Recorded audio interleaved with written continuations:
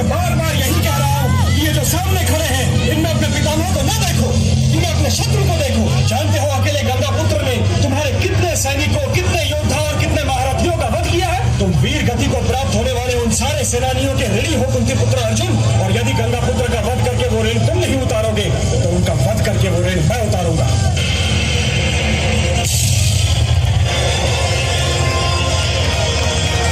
तुम्हारा स्वागत है वासुदेव। मुझे मुक्ति दिलाने के लिए स्वयं तुमने अपनी प्रतिज्ञा तोड़ दी। हे गोविंद, स्वयं मुझे मारने आकर तुमने तीनों लोकों में मेरा गौरव बढ़ा दिया है। युद्ध स्थल में आपके हाथों मारे जाने से मेरा तीनों लोकों में कल्याण ही होगा।